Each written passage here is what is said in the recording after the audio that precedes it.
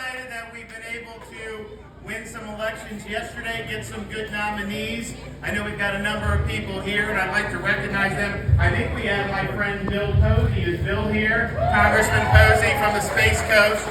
Are you going to that launch on Monday? Okay. We also there was a very competitive primary here with a lot of good candidates running in Seminole County, and Corey Mills won a very impressive victory. So I think he's going to do a great job. We also do we have Senator Broder here? All right. You're going to win, right? Okay. We need to get him back to the Florida Senate. We also have Representatives David Smith and Fred Hawkins, right? All right. We have our new nominee for HD 36, Rachel Plakin. Where is she? All right. We have our nominee for HD 42, Bonnie Jackson. And we have our nominee for HD 45, Carolina Amnesty. Where is she? Is she here? And we have Megan Wright from the Brevard County School Board. Where's she at? Somewhere. You know, we didn't have a primary for me, and my philosophy is you always run hard, it doesn't matter, but it's always better to run unopposed, and so we didn't have a primary. We didn't have Senate, Attorney General, none of that. And so, yes, you guys had a congressional primary. Other parts of the state didn't even have that. So what was the motivation? Why did we have 5.3% more Republicans turn out than Democrats when they had all these other races? Well, one of the reasons is we worked hard to elect pro-student, pro-parent candidates to our school boards all across the state of Florida.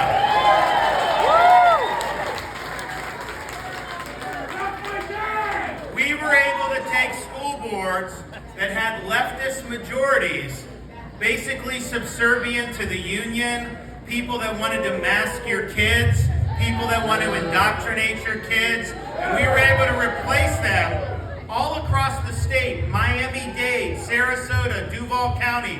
We were able to replace those union-backed candidates with conservative school board members.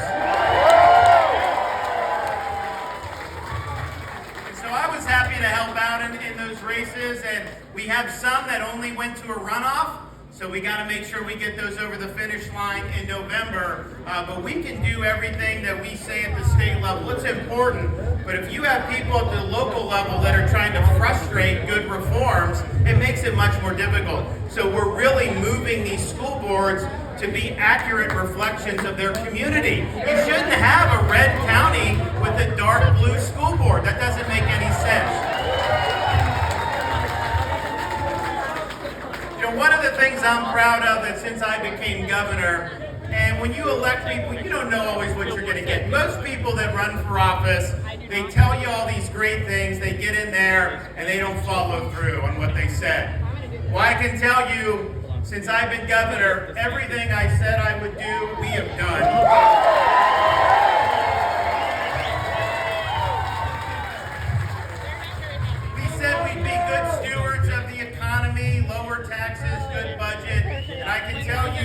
Not only do we have the second lowest tax burden in the country at the state level, we have now by far the largest budget surplus in the history of the state of Florida. It's just good management. If you look at the economy, our unemployment rate's 2.7%. We have more people employed today than we did prior to COVID. Most of these lockdown states still haven't even gotten back to where they were pre-COVID. Go to New York, go to some of these places, it's a disaster. So we have a surplus of opportunities. We're beating the U.S. as a whole on almost every metric. And that's with Brandon doing the inflation on us and doing the gas prices.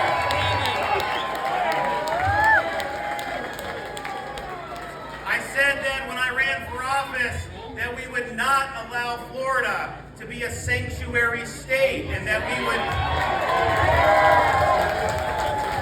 and I also said that we would ban sanctuary cities, and we did. I said we would be an education governor by doing things like eliminating Common Core, and we did.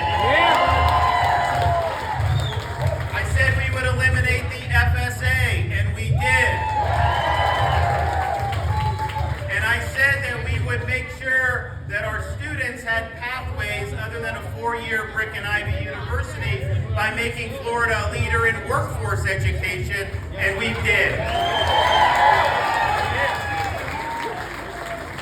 I said we would keep Florida a great place to live and visit by making sure we had pristine waterways so people could boat and fish. And not only did we do that, we've done a better job than any governor in the history of the state of Florida on that.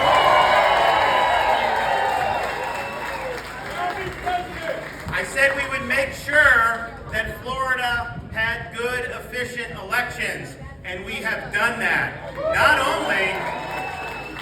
only by, as soon as I got into office, one of the first things I did, accept the resignation of Brenda Snipes as supervisor at Broward. We got rid of the Palm Beach County supervisor of elections back in 2019. You know, we did a good job in 2020 because we didn't change the rules like other states did. We followed the law. We were efficient. But I also understood after 2020, we had a lot more work to do. So in the last 2 years, I have signed legislation making ballot harvesting a felony in the state of Florida.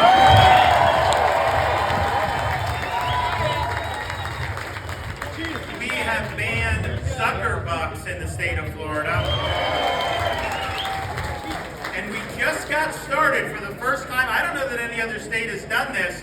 You can have all these good reforms, voter ID, all the great things we've done, but you got to make sure the law's enforced. So we created in state government the first ever election crimes and voter fraud unit to be able to go after violations of the law.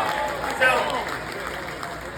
we just started, it just became online July 1st when the budget went into effect. So we had to hire people and all this stuff, and with less than 2 months of it even starting, we've already brought in prosecutions across the state for voter fraud, people that were sex offenders, that were murderers, that did not have the right to vote, and they voted ineligible. And that's just the opening salvo. We're going to do a lot more. The media said, oh, you're only doing 20 cases out of 11 million votes. No, these are the first cases that we're doing a month after the office was established. So buckle up. We're going to do a lot more.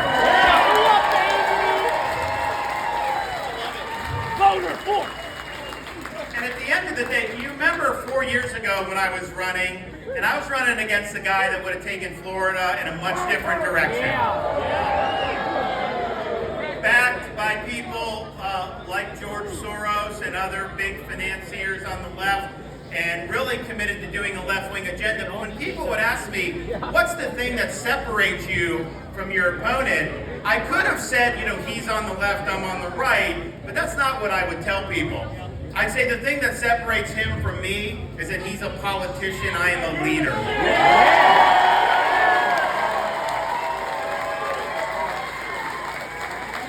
And what we've been able to do over the last 3.5 years, Florida has led on issue after issue.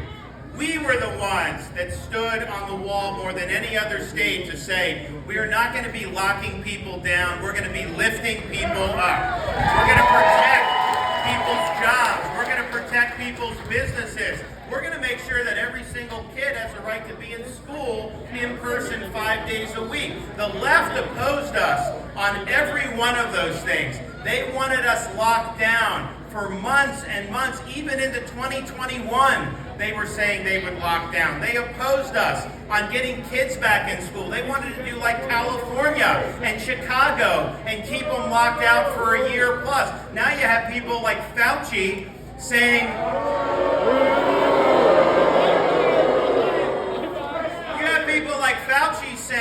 that his lockdowns didn't cause any permanent damage to any young kids. I got news for you, it did, and we are going to reap those rewards across the whole country for years and years and years because they treated kids so poorly. And I'm just sick of seeing him. I know he says he's going to retire. Someone needs to grab that little elf and chuck him across the room.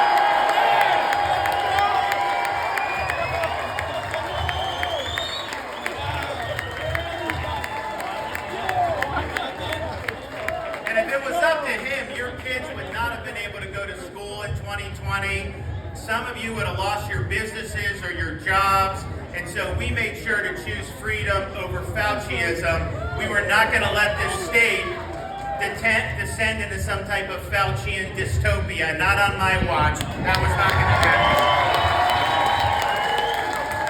You know, what we also didn't want to have happen in Florida, and this would have happened if not for us standing up. Biden and Fauci and CDC and all these places, they wanted to turn our country into a biomedical security state. They wanted you to be limited on what you could do in society based on whether you produced proof of getting a COVID jab. They wanted people to be marginalized, not be able to travel. And we were the first state in the country to say that's not happening here, and we banned vaccine passports. We also saw Biden, and not just Biden and the feds, you had some of these big corporations that were imposing that COVID vax mandates on their employees, and basically we're going to terminate them if they didn't bend the knee. So we called a special session of the legislature, and we passed protections so that in the state of Florida, nobody has to choose between a job they need and a jab they don't want.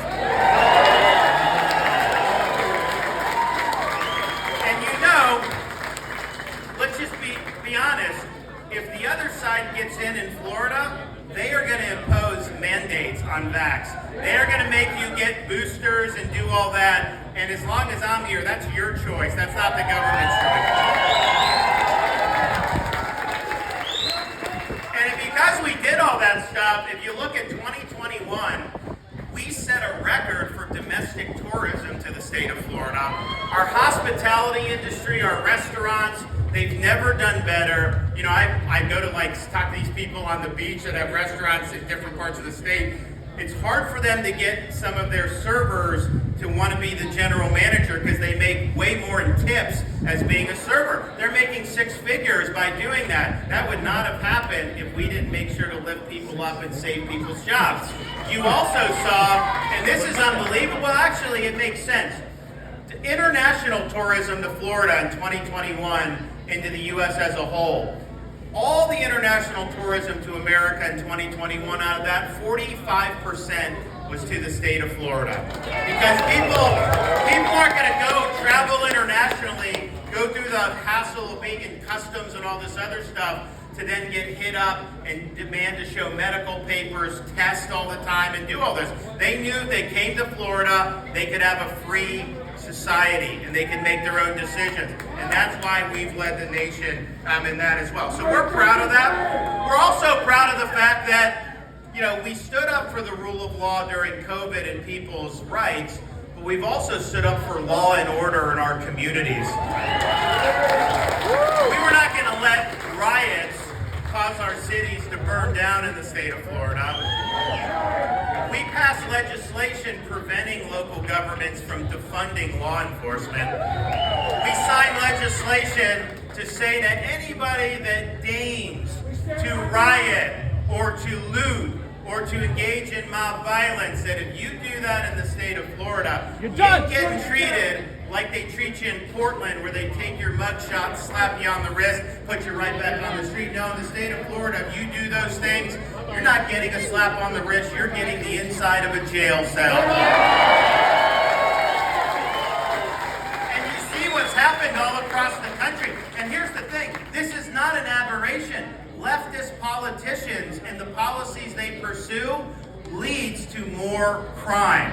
Yeah. They care more about the criminals than they do about law-abiding citizens. That's why they've elected people as prosecutors who pledge that they're not going to prosecute crimes that they disagree with or that they don't like. So you've seen what's happened in San Francisco and Los Angeles and in places all over the country where the inmates are allowed to run the asylum.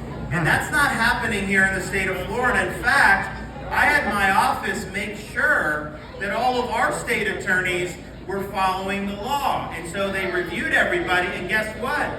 You had somebody in Tampa that thought he could pick and choose which laws to enforce, and that he would not enforce laws he didn't like. Well, I can tell you, I wasn't going to stand for that, so we removed that prosecutor.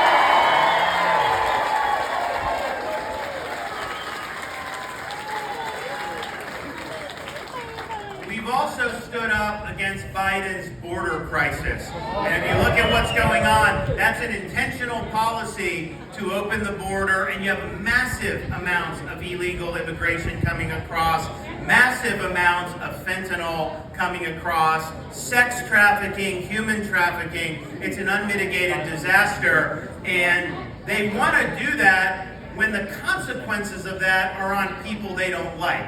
But the minute the red states ship the illegal aliens to New York City or Washington, D.C., they don't like that very much. And so our view is, in Texas, this was actually my idea, Texas is doing it. They're not sending buses to Florida because Texas is sending them up. We'll help Texas. We'll send to New York or D.C., and we'll send to Delaware as well. That's fine.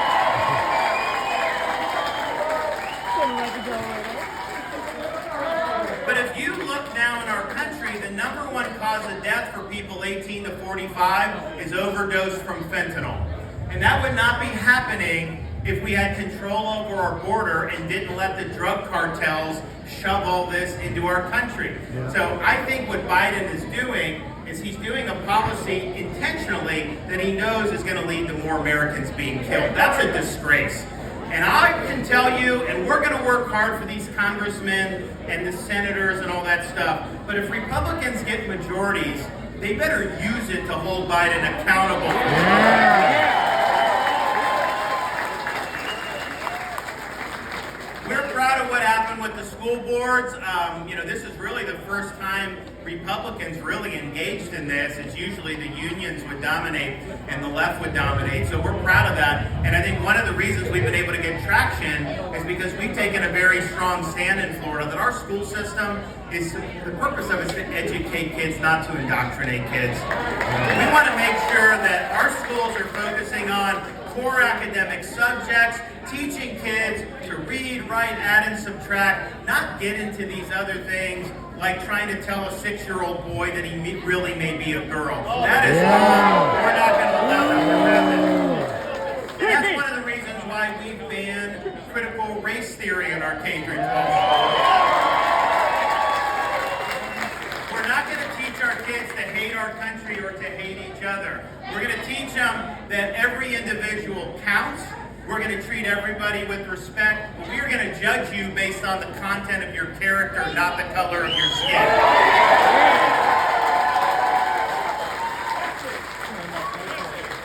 We also think it's important to make sure that we, and this is something I've done, is we've reintroduced as an emphasis American civics back into the schools. We got to teach kids what it means to be an American. We got to teach them about our Declaration of Independence, about our Constitution, about our Bill of Rights. They need to know that our rights come from God, not from the government.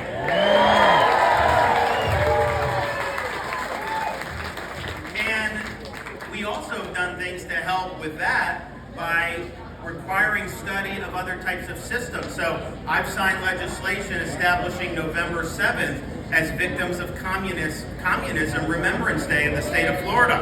All the school kids are going to learn about the horrors of communist dictatorships. And communism was responsible for killing over 100 million people in the 20th century alone. Yet you see Marxism on the march in Colombia and other places in the Western Hemisphere. Very important that people not only understand our system and understand our ideas, but understand how that compares to a lot of these other systems. And unfortunately, you have people in our society that believe in a more Marxist orientation, and that's not what our country's all about. So we're going to be honest, and we're going to tell the truth, and we're going to make sure our students understand the truth. And we are not going to allow parents who just want to send their kids to kindergarten, watch cartoons, just be kids. They should be able to do that without having an agenda shoved down their kids' throats. My wife and I, we've got a 5, a 4, and a 2-year-old at home. It's hard being a parent right now. I'm not saying it's ever been easy, but I feel like there's so many different influences. There's the devices, all these different things, and there's more intention than ever among some elements in the education system to use that to indoctrinate their ideology on our kids. And what flows from that is our belief in Florida, which we have in law, that parents have a fundamental role in the education and upbringing of their kids. A school system or a charter school, private school, all that stuff, it's all very important, but it does not supersede the rights of parents. Yeah. And parents have a seat at the table. Parents have a right to know what curriculum is being taught to their kids. And yes, parents have a right in the state of Florida to send their kid to elementary school without having woke gender ideology injected.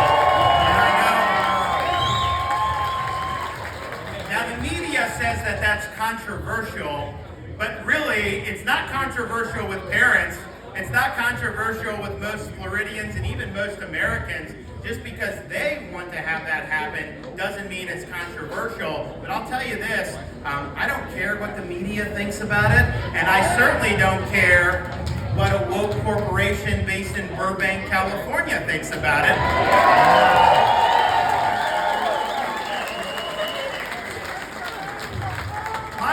Office is to stand up for you, not to subcontract out my leadership to Disney. Yeah. And I don't care how powerful they are. I don't care how much money they have. I don't care what people say. Here I stand. I am not backing down. We are going to stand for what's right. And oh, by the way, we actually stood up for the state. And what we said is, okay, you get massive subsidies. You're pushing this agenda. First of all, those subsidies are not justifiable anyways, but I don't want to be party to that. So they had their own government since the 1960s, exemption from laws, massive tax breaks. And so now because we've taken action, Disney is not going to have its own government. They are going to live under the same laws as everybody else, and they are going to pay their fair share of taxes in the state of Florida.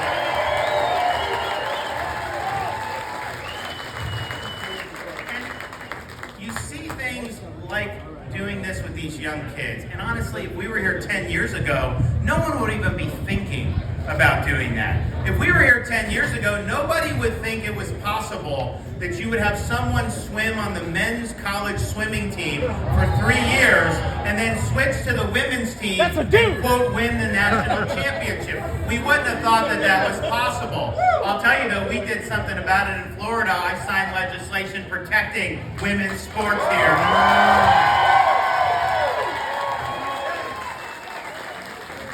But as messed up as some of that is, we also have things that we're taking action against because we have a great Surgeon General in the state of Florida.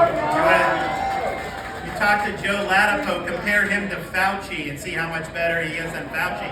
But we're having to fight this thing, what they call, these are for kids, minors, they call it, quote, gender-affirming care. But what it involves is they will pump people with these very harmful chemicals that are puberty blockers that change people's bodies in ways that was never intended and is not appropriate for a minor. And they also include surgeries. Well, they will do double mastectomies off a minor girl. They will castrate a young boy. And the media doesn't like to talk about it. They don't like to admit what it is. They want to use euphemisms. But here's the thing. If a 15-year-old can't get a tattoo, why would we let them get their private parts chopped off? It's wrong. And so the question is, though, why is this happening? And it all goes back to woke ideology. The woke it's a mind virus. And it infects these institutions. Now it's affected the medical establishment. It affects universities. It affects corporate America. And it really drives, I think, a lot of bad policy and a lot of bad behavior.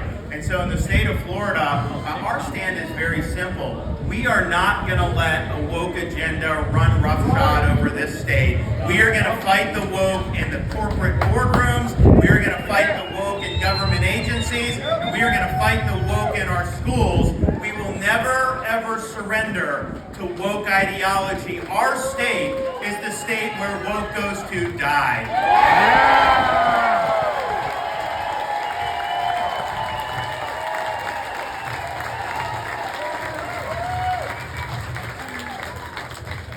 Now, I look what's going on in Washington, and I don't know what to say. Like, I watch Biden, and you think about I was a kid growing up, and the first president I really understood was President Reagan. Yeah! You think of Ronald Reagan, Mr. Gorbachev, tear down this wall. With Biden, the image I have is him staring into the teleprompter like a deer in a headlights. End of quote, repeat the line. And then he shakes the air. Now, Joe Biden is the worst president of my lifetime.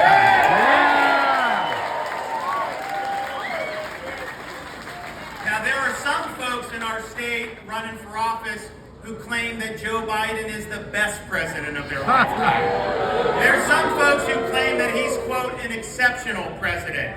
And there are some folks that want to make Florida a subsidiary of the Biden administration. We are not going to get a failed president and allow a failed president to take over the state of Florida. That's not going to happen. And why would we not want to do that?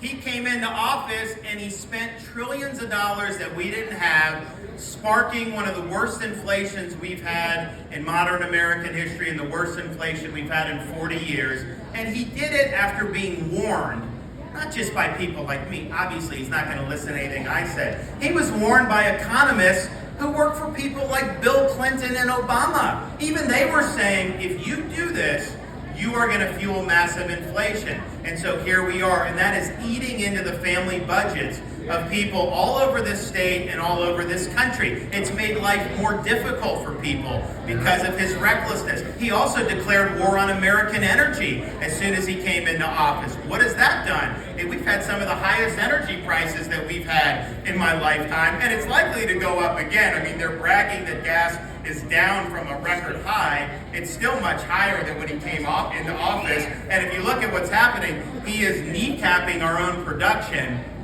You can't run an economy on windmills, okay? You need to have energy produced here. And so that's an intentional policy where they understand it's going to cost more for all of you, but they're doing it to pursue their own ideological agenda. And then they pass, and they have the gall to pass something called the Inflation Reduction Act. How stupid do they think we are? I mean, it's insulting that they would name a bill that creates 87,000 new IRS agents and try to say that that's going to reduce inflation. No, it shows that they have contempt for each and every one of you. It shows that they're going to unleash these IRS agents, not on billionaires who have accountants and lawyers. They're going to unleash it on people that can't defend themselves, sole proprietors, people that own restaurants, handyman, people that drive Ubers. That's what's going to happen as a result of that. And if you look at this Congress and you see people like Nancy Pelosi who made it happen, Nancy Pelosi is the perfect reason why we need term limits for members of Congress. But here's what I would say on inflation on this bill. They have 87,000 IRS agents. That's going to be unleashed on the American people. I think every member of Congress who voted for that bill should be mandated to have audits done on them every single year. And now what does he do? What does he announce today? So you've got all these people that are working hard, they're struggling, they're falling behind because of the inflation, the gas. You know, these are small business people. These are people working construction. These are people doing all kinds of things that require a lot of toil, tears, and sweat. And so what does he do? Does he do anything to make life easier for any of those people or any of the rest of us? No. What he says he's going to do, he is going to have you pay so that he can relinquish $10,000 of student loan debt to people making over $100,000 a year, including people that have degrees in law and medicine. Be responsible! How ridiculous. And you know what that's going to do? That's going to cause inflation to go up. In fact, one of Obama's economists just came out today and said it was what Biden is doing is reckless. and it's going to fuel inflation even more. That is the contempt that he has for you. That he would make you pay back the loans of a lawyer making over $100,000 a year. And he doesn't have the constitutional authority to do it. You know, you notice they try to act like Republicans are authoritarian when we're doing stuff they don't like.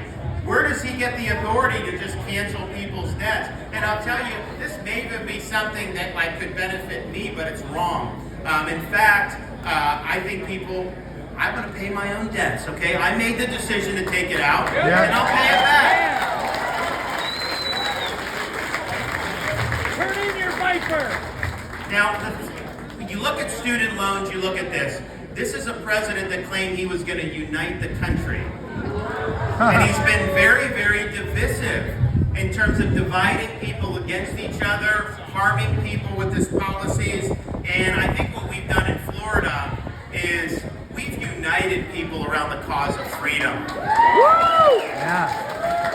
We've got parents that are concerned about their kids' education. We've got people that wear the uniform in law enforcement and people who are first responders or firefighters. We've got small business people that we've lifted up and protected their businesses. We've got people who work in our hospitality industry, which if they had their way, would have been shut down and all this stuff would have gone under. Instead, they've never done better as a result of what we're doing. We've got our senior citizens who appreciated that Florida put seniors first over the last few years. All of them are supporting us because we have delivered for them and we have delivered for the state of Florida. Now some have said that people that are supporting us only do that they're not worth talking to, that you don't care about them, that they should just go away because they have, quote, hate in their heart. Well, let me tell you this. A mother that cares about her child's education doesn't have hate in her heart. She's doing it out of love. A police officer who just wants to have support when he's out there risking his life and is thankful for what we've done in the state of Florida. That's not hate in the heart. That's a servant's heart because they're willing to serve us. The workers, the hundreds of thousands, millions of workers throughout this state whose jobs were saved because we kept people open. And know that if we had not done that, they would not have been able to put food on the table for their family. They don't have hate in their heart. They're just working hard to try to make ends meet. You look at the people, the senior citizens that we help by giving them medication like monoclonal antibodies. They're appreciative of that because a lot of that kept them out of the hospital and it saved a lot of their lives. You look at the nurses who were facing the loss of jobs because of COVID shot mandates. We came in and said you shouldn't have to do that. That's your choice. That's not hate in their heart. They just want to be able to make their own decisions. So let's get real here. Let's stop denigrating people that you don't like. Let's stop dividing people. And let's make sure that we all come together in the cause of freedom. Because we have accomplished a lot in the state of Florida. We've accomplished more than anybody thought was possible, but we're just getting warmed up. We've got a lot more to do, and I can tell you this, it isn't going to be easy. It's not going to be easy in November. Don't let anyone tell you it's going to be easy. We've got a lot of work to do. People are gunning for us. They're going to come after us. They're going to do whatever they can to derail our progress in the state of Florida. Why? We're a threat. We're a threat to how they view the world, that people are fleeing California to Florida or New York or Illinois. They don't like that because it shows their policies don't work and ours do. So they're going to come at us with everything they've got. So we need to work hard. You guys all need to get in November. You need to get every single person you know out to vote in November. We have to set a record for turnout for a governor's race. I think we can do it. I think we can get people to come out to vote who've never even voted in the governor's race before. In fact, I've talked to people who are in their 50s that never even registered to vote, who are now going to register to vote because they credit me with saving their business.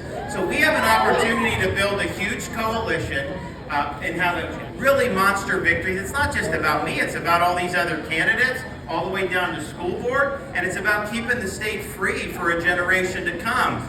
It's gonna take, though, effort. We gotta be right on the issues. We gotta have courage.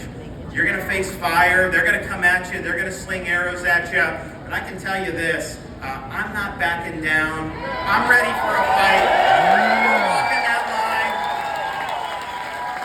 I have strapped on the full armor of God. Because we are going to take a stand, and we will stand firm for this state. We are on a mission to keep the state of Florida free. Thank you all. God bless.